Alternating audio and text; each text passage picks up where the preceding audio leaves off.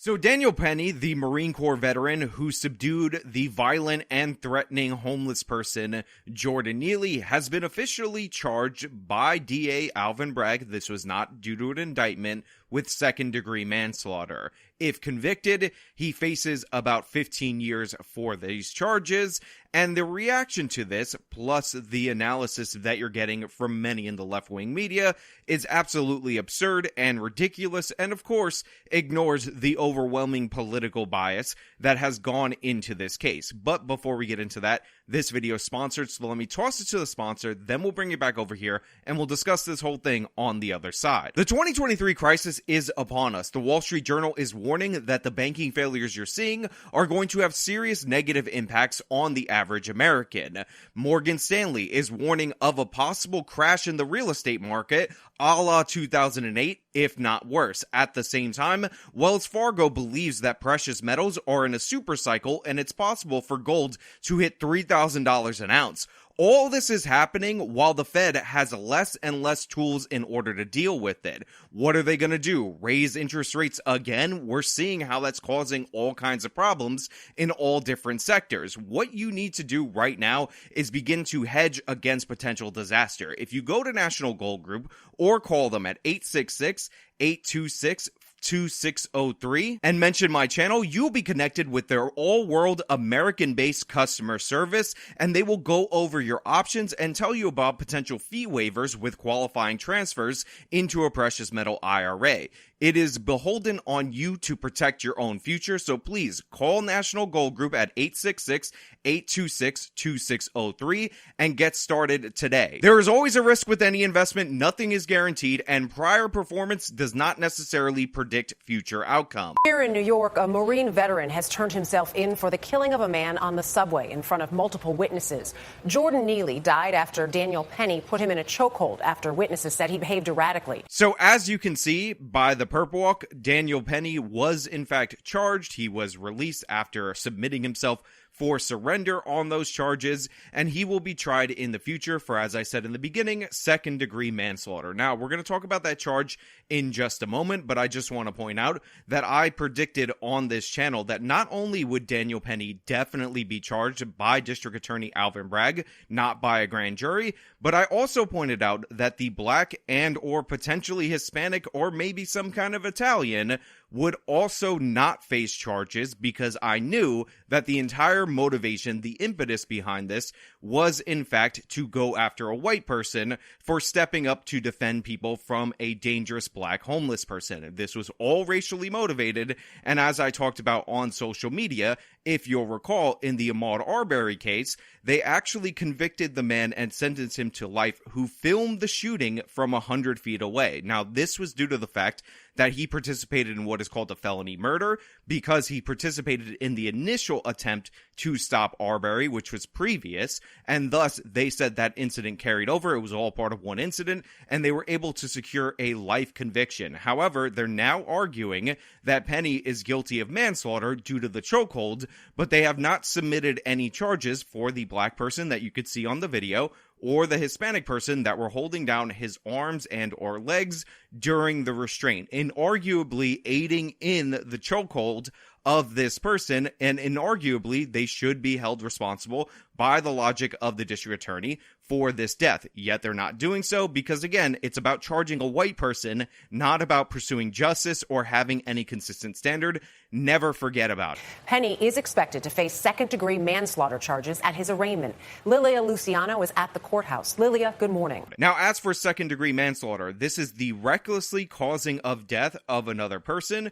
which is distinctly different from first-degree manslaughter, which requires an intent to cause serious physical injury to another person. Now, I wanted to make this distinction incredibly clear because one of the things that I'm seeing a lot in right-wing media that I actually think is completely inaccurate is that there is no basis in law at all in order to charge the Penny case. They're comparing this to the Rittenhouse case, which was a wire-to-wire, clear and obvious self-defense covered by law, unambiguous in any possible way.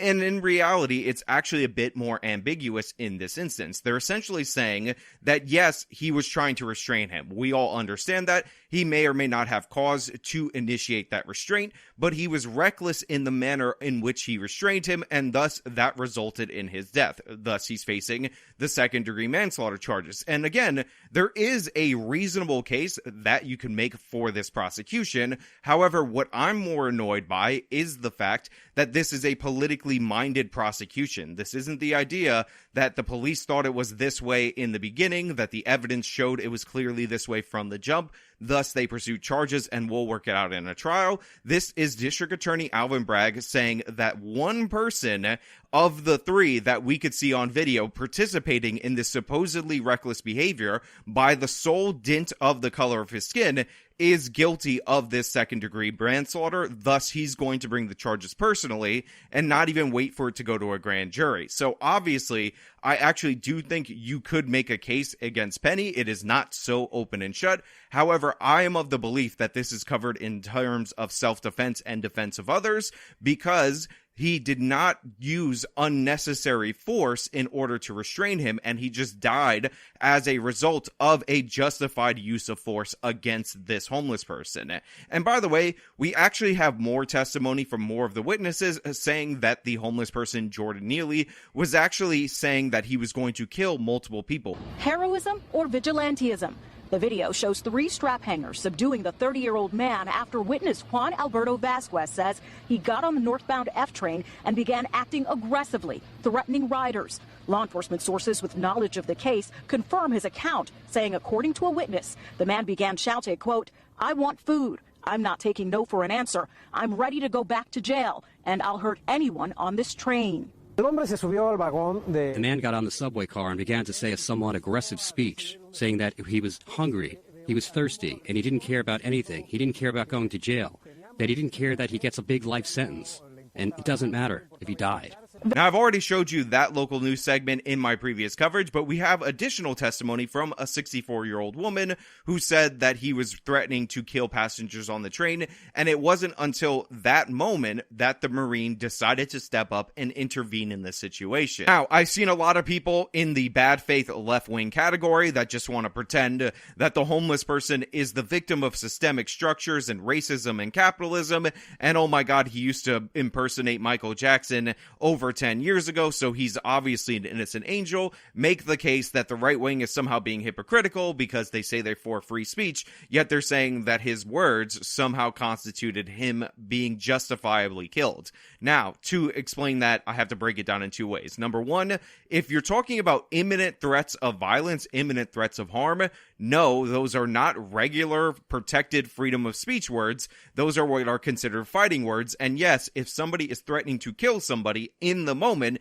you don't have to wait for them to throw the first punch, to stab, or whatever. You can intercede on their behalf or defend yourself on your behalf. Think about it like this. If somebody were going to pull a firearm on you and say, "I'm going to shoot you," then you can interpret that without the shot being fired as a deadly threat. But to take it one step further, if somebody had a firearm on him and then he said he was going to kill you, and you have reasons to believe that he's going to reach for the gun or whatever, you don't actually have to wait for him to make that move, because you understand this person is making an imminent threat in this moment. This is covered under law everywhere in the United States, everywhere in the Western world. The idea that this is somehow some inconsistency is absurd. It's made up by the left wing, and it's their way to try to obfuscate the issue, which is, of course, that they're defending the rights of a god-tier homeless person to threaten whoever they want, attack whoever they want, and, of course, the racist prosecution of one DA Alvin Bragg. On top of that, I've heard the left wing talk about how they think that the Marine just was looking for trouble and was trying to wait for somebody to get killed. This is absurd. Did Penny jump him from behind? Was there any alternative? Was there, like, why did he do this? Like, for example, was he looking for trouble? Like, to me, I call it the Rittenhouse standard. Rittenhouse went and looked for trouble. He's like, oh, I've got a weapon. I'm gonna go into the middle of what I view to be a riot. And if anybody throws a plastic bag at me, or there's a shot nearby, or there's a skateboarder that's, et cetera, I got it. It's absurd for 2 reasons. One, Kyle Rittenhouse, completely innocent. It is proven over and over again by the video. He acted in perfect self-defense. You can see it for yourself. The people attacked him. He didn't do a McJedi trick on Joseph Rosenbaum to make him charge him and chase him across a parking lot, then lunge for his gun. That is all proven out by the forensic evidence. So the idea that Kyle was looking for trouble makes no sense. And number two, the idea that a Marine existing on the subway where some crazy homeless person happens to come on and starts threatening people was just waiting for that opportunity makes no sense at all. It's so funny how you could just assume because the Marine Corps veteran is a white person and the person who was threatening other people who ended up getting choked out is a black person, that the Marine must be a violent, evil white racist. But you can't point out that Jordan Neely has a long track record of assaulting people, of hurting people, of attacking people, because how dare you invoke his criminal record to talk about how he behaved? How dare you talk about how he actually behaved in order to describe who he is as a person? Let's talk about the Michael Jackson impersonations. Wow, isn't he such a good Michael Jackson dancer? And then there's the brutally stupid takes that were presented on the Majority Report, which shouldn't be surprising because this is where we got the Emma Vigeland take, where she was talking about how it's a bourgeois attitude for you to not want to be attacked on the subway. Honestly, here, I'm just,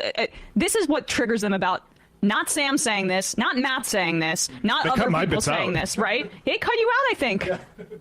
It's something about me specifically. It's that I'm a woman. It's that I'm a white woman. It's that you don't want to be a victim. I'm not the damsel. So there's two things that are funny about this. First and foremost, in this segment, Emma says the criticism of her stupid take has to do with her being a woman and sexism. And again, you just have somebody who said something stupid, is getting pushed back based on the substance of what she said, and now she's trying to play the ultimate victim in response to that. However, it gets significantly dumber. And Emma, just so you know, I'm going to attack Sam Seder after this. It's not about you being a woman. It's about you saying something stupid, because Emma actually starts to say that this guy wasn't even trying to restrain Neely. He was actually trying to kill him. He was trying to murder him. Severely underweight, starving on the street. There were multiple people there involved in subduing him. They could have put him face first on the ground, had his hands behind his back. There were a lot of other options if he was really trying to subdue him in this situation. So this is what people who have no honor and think that their audience are complete idiots do all the time whenever trying to argue any topic. They initiate strategic skepticism. He was aggressively threatening, although it's also unclear that he was actually threatening anybody.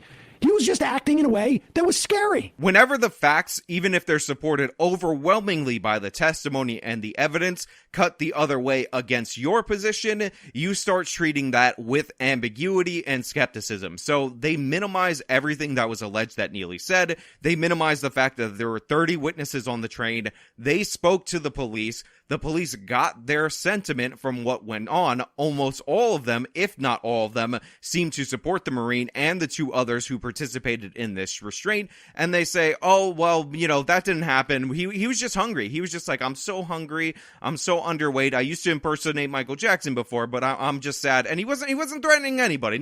Nothing to worry about. We're going to be skeptical of all those witness statements. But then we find out that they're all of a sudden asserting back there were a lot of other options if he was really trying to subdue him in this situation. That the Marine, I guess they can read his mind, decided I want to kill a black homeless person that day and just attacked him out of nowhere. So they treat this with skepticism, all the testimony from all the witnesses, and then they present an alternative hypothesis that makes no sense, that is supported by nothing, that isn't even being alleged by the left-wing district attorney, the Soros-funded district attorney, the I don't prosecute anybody unless it's politically in my favor district attorney, Alvin Bragg. Alvin Bragg is charging second-degree manslaughter in that he thinks he was being reckless and had no intent to cause harm to this person. But Emma Vigeland and Sam Seder over at the Majority Report, they're asserting, no, he just decided randomly, the whole story's wrong, all the witnesses are wrong, that he wanted to kill a homeless person because I guess he didn't like blacks and homeless people because that's what white people on the train do. Oh my God, evil white racism, evil white racist. Right. Where's it? Like, my kid goes on that subway on a daily basis. What if she had epilepsy and she starts going into, a seizure? Or what if she has an emotional breakdown? She goes into a seizure. Is he okay with a Marine coming up, putting a chokehold around my kid? Yeah. My kid's freaking out. Or like even Tourette's or something like that. It's like someone whatever. It doesn't matter what it is. And then they cap it off with an absolutely absurd take from Sam Seder. Probably one of the dumbest things you can possibly say in this situation, which is, my 13-year-old daughter rides a train, and I'm sad to know that if she had an epileptic seizure, then people would think that some Marine could come up behind her and choke her to death. Nobody is saying that at all. What if she had epilepsy and she starts going into, a seizure? Or what if she has an emotional breakdown? She goes into a seizure. Is he okay with a Marine coming up, putting a chokehold around my kid? This is the guy that people are calling the great debater, the great intellectual of the left, the one that all the right-wingers fear and they would never want to get into a conversation with one-on-one. This is their champion. This is their hero. This is the man behind the meme, Debate Sam Seder, and he's trying to make the argument to his audience, and his audience thinks he's this smart guy. It's so impressive. Oh my God, Sam Seder. Don't approach the intellectual genius of Sam Seder, that there is no difference between a homeless man threatening to kill you on the train and a 13-year-old girl having a seizure. And that does not create any legal distinction. There's no precedent that says that somebody having a seizure at age 13 is any difference in kind in terms of a threat than a guy threatening to kill you on a train. But that has no impact at all. And what Sam Seder's basically trying to make the case is, if you're not in favor of Jordan Neely's natural, God-given, super right to threaten and assault anybody on the train at will, then honestly, you're in favor of choking to death 13-year-old girls who have seizures on the train. That's exactly the equivalent situation here. You're totally not stretching at all. You're totally not changing up everything about the story all at once in order to make this absurd point. And that's the great debater. Now, by the way, I just want to point out that this is a long Majority Report segment, and you should watch it in its full context, because it's even dumber in its full context. And one of the defenses that they try to use against criticism of clips is that the clips were a part of an overall incredibly stupid larger conversation that added no intellectual value. So how dare you clip out certain segments of their stupidity rather than consuming all of their stupidity? And just to give you a highlight, at one point in time, Emma Vigilant actually tries to flex on Ben Shapiro that she's this middle-class, hardworking person, and Ben Shapiro is incredibly rich, even though, as we discussed on this channel, Emma Vigilant is the daughter of two former U.S. attorneys, two former corporate attorneys, and as people have pointed out in other places on the internet, she went to a school from 1st grade to 5th grade that currently charges, so it was probably less back then, $40,000 a year in tuition. That's the level of wealth Emma Vigilant comes from. That's who she is. She's somebody who got her first job with Kirsten Gillibrand, the senator from New York, because her parents were giant donors to her. My fellow New Yorkers, this has been a week of strong emotions in our city. One of our own is dead. A black man, black like me. These people are absolutely absurd, but it actually gets worse. You had Eric Adams talking about how one of us was killed on the subway, and he meant specifically black people, and then he talked about how he named his son Jordan. One of our own is dead. A black man, black like me. A man named Jordan. The name I gave my son. Look, I've made this 100% clear. I wish Jordan Neely didn't die. I don't want people to die on the subway, and I actually think in a normal, rational legal system, you could make the argument that charges are warranted, although I think in a regular jury system, the guy would actually likely get off on those charges. But we don't live in a rational time with rational actors. We live in a time where the mayor of New York City says that he is just like the person who was homeless, who was attacking people on the subway because they both had the same skin color, and he named his son Jordan. Therefore, somehow the Marine would have choked out Eric Adams, the black mayor of New York City, because the Marine's an evil white racist, and we should support this selective prosecution against the one white person among the three who actually did the restraining of one Jordan Neely. That's what was being told to us by Eric Adams right there. It's absolutely absurd and ridiculous and insane, but that's, again, where we are. And it gets even worse. I actually heard from the lawyers for the Neely family talking about how much they loved and cared for him and all of that. No one on that train asked Jordan, what's wrong? How can I help you? He was choked to death. instead. So for everybody saying, I've been on the train and I've been afraid before, and I can't tell you what I would have done in that situation, I'm going to tell you. Ask how you can help. Please. Don't attack. Don't choke. Don't kill. Don't take someone's life. Don't take someone's loved one from them because they're in a bad place. No one on that train said, you started out by saying, I'm hungry. I need food. I'm done with it. I don't know where to get food. I don't care if I die. I don't care if I go to jail. I'm just done. No one said, here you are, sir. Let me meet your need or help you in a situation or give a word of encouragement. That's not what happened on that train. And they're now asserting that when this guy was threatening to kill people, random people on the train should have said, are you okay, buddy? Are you okay, our innocent angel? They should have shown him the compassion that is clearly not being shown to him by the Neely family, because one of the most absurd things about these people coming out now and talking about how much they love Neely and how he was embraced by his family and they cared about him so hard is that Neely is a homeless person. So they want us to believe that Jordan Neely was a homeless person who fell through the cracks of the system, who is one of those people who are left behind by New York City, but then he has family in New York City that weren't taking care of him, that weren't helping him out. I saw people talk about how Neely couldn't possibly afford medical insurance in order to get the mental health care that he needed. But again, if he's a homeless person with no income, he would have qualified for Medicaid. And one of the things that you have to do when you deal with people with disabilities who have mental disabilities is fill out the paperwork for them. This is something that members of my family have done,